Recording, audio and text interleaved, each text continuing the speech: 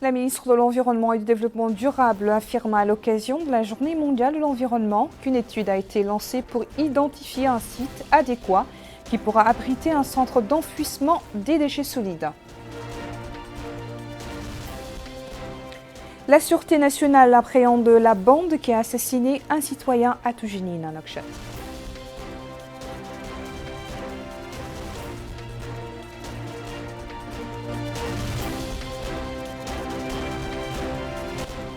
Poursuite des opérations de vaccination anti-Covid-19 à Nouakchott et à l'intérieur du pays.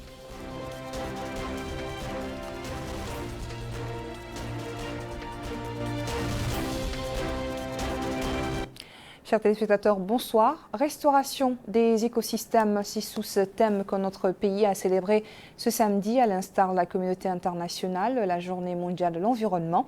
Dans le discours qu'elle a prononcé à cette occasion, la ministre de l'Environnement et du Développement durable, Mariam Bekay, a déclaré que le choix du thème de cette année reflète la nécessité de renforcer les actions visant à ralentir la dégradation continue des milieux naturels qui met en péril l'équilibre des écosystèmes dont dépendent l'économie, la sûreté, la sécurité alimentaire, la santé et les moyens de subsistance des populations. Je vous invite à suivre son discours. Le thème retenu cette année par les Nations Unies pour célébrer la Journée mondiale de l'environnement porte sur la restauration des écosystèmes. Ce choix reflète la nécessité de renforcer les actions visant à ralentir la dégradation continue des milieux naturels dans le monde. Cette dégradation met en péril l'équilibre des écosystèmes dont dépendent notre économie, notre sécurité alimentaire, notre santé et les moyens de subsistance des populations. Cette nécessité, nous l'avons bien comprise en intégrant dans le programme prioritaire élargi du président de la République les actions de restauration des écosystèmes et de lutte contre les pollutions. Dans ce cadre, le gouvernement a déjà engagé les mesures suivantes. En vue de réduire la déforestation qui représente près de 46 000 hectares par an, un programme de reboisement annuel de 30 000 hectares est en cours de mise en œuvre et sera complété par des actions visant l'élargissement de l'accès des ménages ruraux au gaz butane.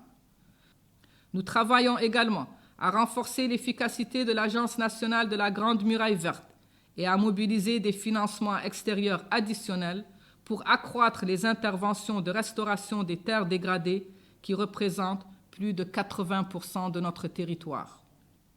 En vue d'améliorer la gestion des déchets solides, nous avons lancé une étude pour identifier un site adéquat qui pourrait abriter un nouveau centre d'enfouissement des déchets solides conforme aux normes sanitaires et environnementales requises. Une loi sur la gestion des déchets est également en préparation. Compte tenu des risques sur la santé humaine et environnementale, l'utilisation du cyanure par les orpailleurs a été interdite et nous travaillons à développer des techniques d'exploitation sans mercure. Dans le cadre de la mise en œuvre de l'accord de Paris sur le climat, ratifié par notre pays en 2017, nous allons réviser notre contribution nationale afin de soutenir l'effort collectif de réduction des gaz à effet de serre et définir les mesures d'adaptation des secteurs les plus vulnérables. Nous allons aussi lancer cette année l'élaboration de la nouvelle stratégie nationale de préservation et de restauration de la biodiversité 2022-2030. Chers citoyens, il nous reste encore beaucoup à faire pour promouvoir les pratiques agricoles et halieutiques durables, protéger le littoral et mettre un terme définitif au braconnage et à toutes les activités qui polluent, détruisent les écosystèmes et entravent le développement durable de notre pays. À cet effet, les décisions d'investissement dans les grands projets, qu'ils soient publics ou privés, seront prises en tenant compte de leur impact sur le climat, sur la biodiversité et sur l'environnement. Très clairement, un projet dont l'impact environnemental sera jugé trop important sera refusé. Nous avons en effet besoin de construire une nouvelle trajectoire de développement qui tienne compte de la capacité de nos écosystèmes à satisfaire nos besoins essentiels, présents et futurs. Il s'agit là d'un important chantier, certes difficile et ô combien complexe, mais absolument indispensable. Chez nous, cette commémoration a été marquée par la désignation par le département de l'environnement et du développement durable de la jeune artiste Mouna Dendeni comme ambassadrice de bonne volonté pour l'action environnementale et la réalisation des ODD pour l'année 2021. La nouvelle chancelière de l'environnement a signé à cette occasion une lettre d'engagement qui définit ses missions durant son mandat d'une année. Mouna, qu'on ne présente plus, aura pour mission de mettre sa réputation et ses capacités personnelles au service de la mobilisation sociale et du plaidoyer en accompagnant les efforts du ministère de l'Environnement et du Développement durable en matière de sensibilisation et de mobilisation de la société pour faire une priorité la protection et de l'environnement, la conservation de la biodiversité, la lutte contre le changement climatique. Une bonne nouvelle pour l'opinion publique en général et pour la famille de feu Ahmed Salem Oulta, assassiné par un groupe d'hors-la-loi. La direction régionale de la sûreté de la wilaya de Nouakchott a en effet appréhendé la nuit de jeudi à vendredi les criminels qui ont perpétré ce crime sur la personne du citoyen Ahmed Salem Tah. La bande est constituée de 3 éléments. Ils ont commis leur crime après avoir suivi la victime et sous l'effet des stupéfiants. L'enquête se poursuit avec la bande pour approfondir les investigations dans le dessein de mettre à jour les opérations criminelles qu'elle aura commises. Les coupables sont donc désormais hors d'état de nuire, comme l'a constaté une de nos équipes qui s'est rendue dans leur lieu de détention préventive. La police a découvert en leur possession des objets qui ont servi au crime. Plus de précisions dans ce récit de Mohamed Ratat. Les auteurs du meurtre froid du docteur Mohamed Salem Oulta, survenu dans la nuit de jeudi à vendredi dernier, au quartier populaire de Toujounine, dans la wilaya de Nouakchott-Nord, ont été arrêtés aujourd'hui par les limiers du commissariat de police de Toujounine 3. L'occasion pour le directeur régional de la sûreté dans la wilaya de Nouakchott-Nord, M. Ahmed Ould Memoun, de souligner que le meurtre du jeudi soir a choqué et endeuillé toute la Mauritanie et particulièrement la famille du docteur Mohamed Salem Oulta. Ils sont 3 jeunes qui rôdaient dans le quartier au moment de la prière de l'Isha lorsqu'ils ont aperçu et localisé leur victime dans une ruelle sombre. Docteur Mohamed Salem Oulta avait résisté à son premier agresseur avant que le second ne lui tombe dessus et le poignarde avec une manchette pour permettre au troisième de s'empresser de le débarrasser de ses habits et en vider les poches un peu plus loin et les jeter. Je saisis cette occasion pour rassurer les citoyens que nous ne faillirons jamais à notre slogan qui est « La police est au service de la nation » et que nous veillerons jour et nuit à leur tranquillité et à la sécurité de leurs biens. L'enquête minutieuse de la police révélera que les 3 jeunes étaient sous l'emprise de stupéfiants, qu'ils avaient des antécédents avec la justice. Ici, des effets et des documents appartenant à la victime. Là, des objets volés qui étaient à la disposition des meurtriers, butins, d'autres forfaits commis la même nuit dans différents lieux de la Muqata'a de Toujounine avant qu'ils ne soient arrêtés par la police. Lui, par contre, il court toujours, même si sa vitesse a été relativement réduite en Mauritanie. La Covid-19 continue de faire des victimes. Ces dernières 24 heures, les services du ministère de la Santé ont recensé 33 nouvelles contaminations et 46 guérisons. Fort heureusement, aucun décès n'a été enregistré.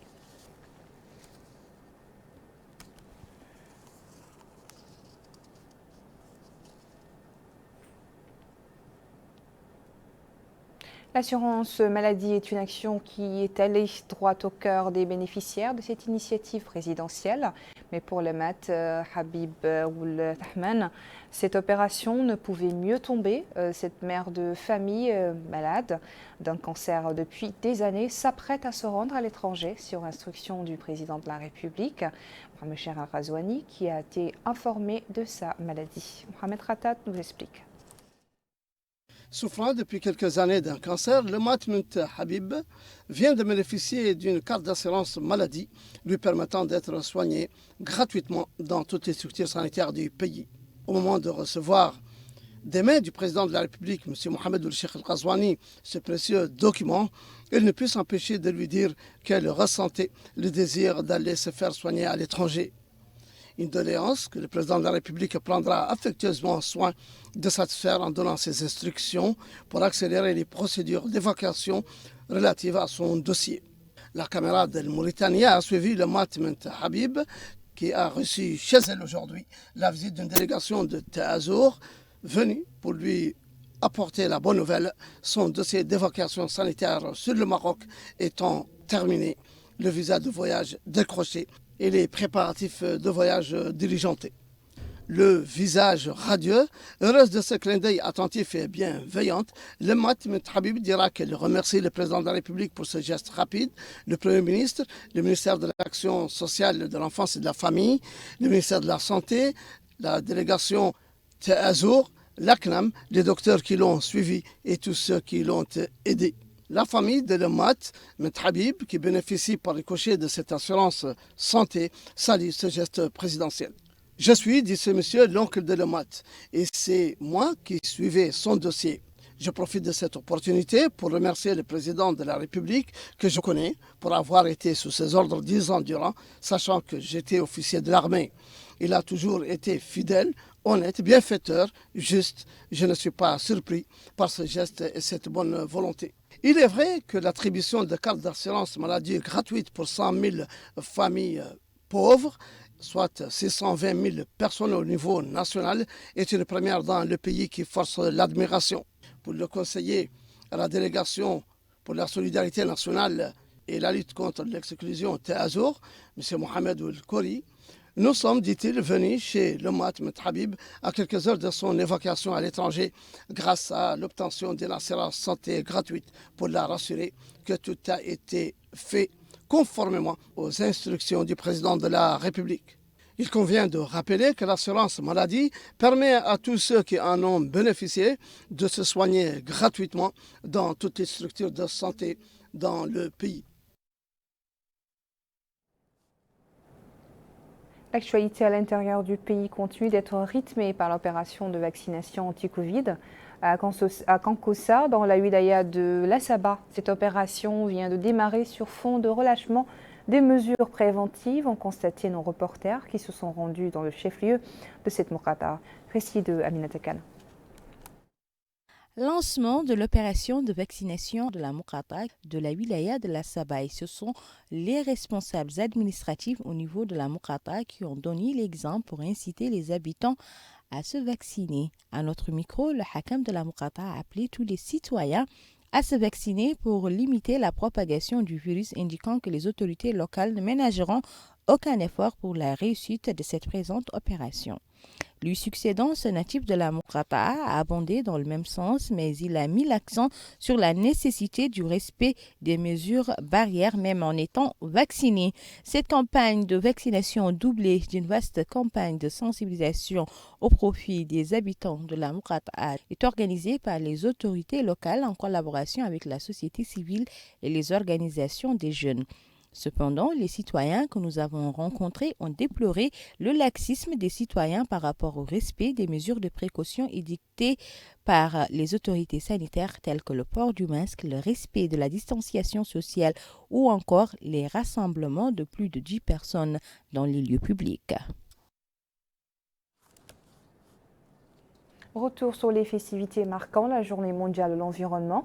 Elle a été marquée à Bassiknou et à Mbera par des activités de reboisement et de nettoyage des quartiers au niveau de ces deux villes situées dans les confins du Hadj Sharqi. L'opération est initiée par le bureau du HCR à Bassiknou. Dans cette ville, des arbustes ont été plantés par les populations dans la cour de l'école, comme ils ont pris part aux activités de nettoyage et d'enlèvement des ordures. Idem à Mbera, ville qui accueille les réfugiés maliens. Cette opération avait également pour objectif de favoriser la culture de la tolérance, et de la cohésion et de la paix sociale entre les hôtes de la ville et les autochtones.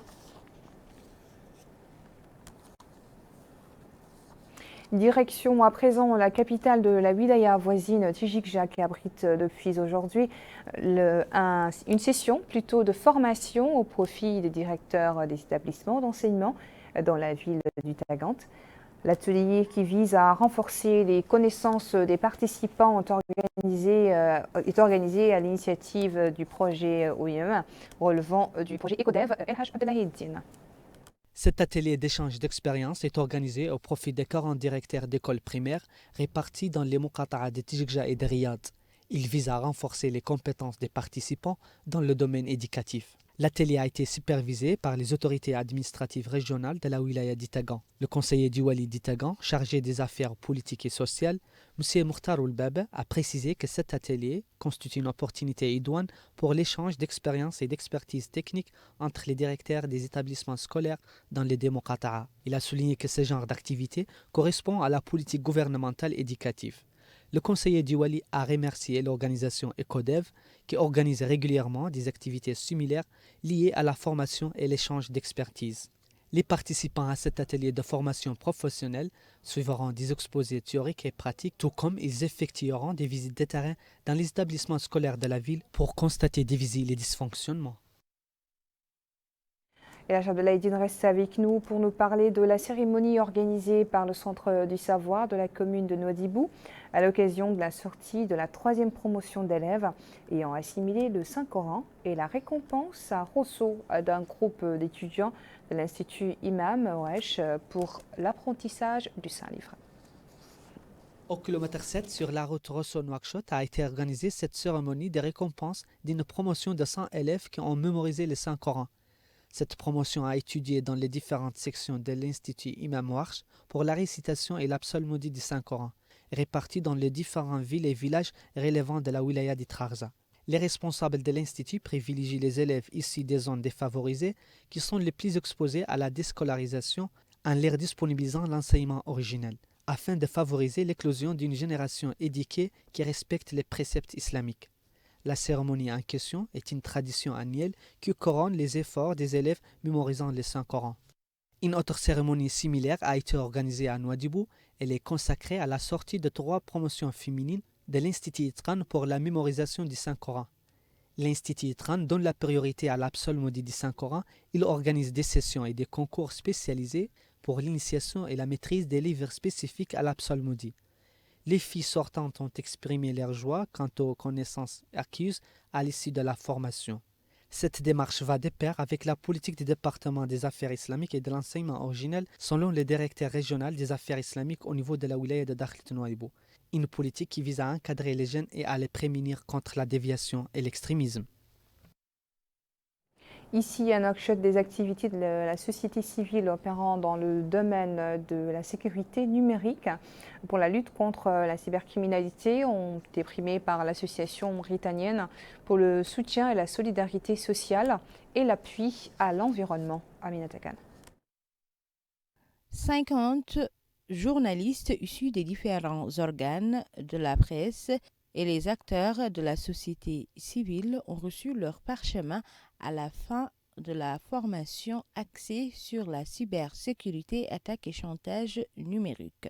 S'exprimant à l'occasion, le représentant de la plateforme des acteurs non étatiques, Mohamed Ould Abdallahi, a déclaré que cette session de formation a permis la formation des formateurs issus de plusieurs organes de la presse et des associations de la société civile de la place.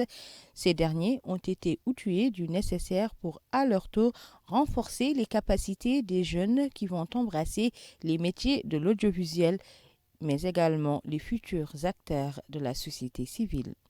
À noter qu'au cours de cette rencontre de 3 jours, les bénéficiaires ont été édifiés sur les inconvénients, mais également les avantages de la cybersécurité, attaque et chantage numérique. Voilà qui met fin à ce journal. Merci à vous de nous avoir suivis. Le rappel des titres à la une. La ministre de l'Environnement et du Développement durable affirme à l'occasion de la Journée mondiale de l'environnement qu'une étude a été lancée pour identifier un site adéquat qui pourra abriter un centre d'enfouissement des déchets solides. La Sûreté nationale appréhende la bande criminelle qui a assassiné un citoyen à Toujunine.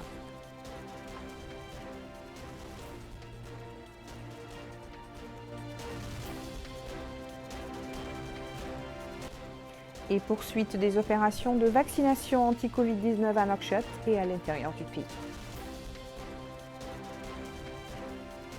Merci de votre attention. Très bonne fin de semaine à tous. Bonsoir.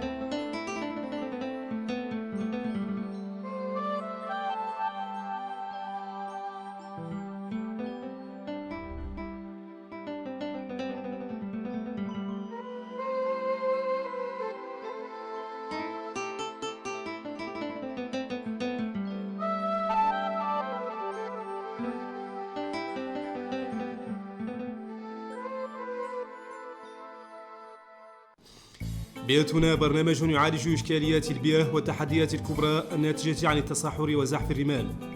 برنامج بيئتنا يسلط الأضواء على التنوع البيولوجي وخصائص المحميات الطبيعية والغطاء النباتي والغابوي في بلادنا.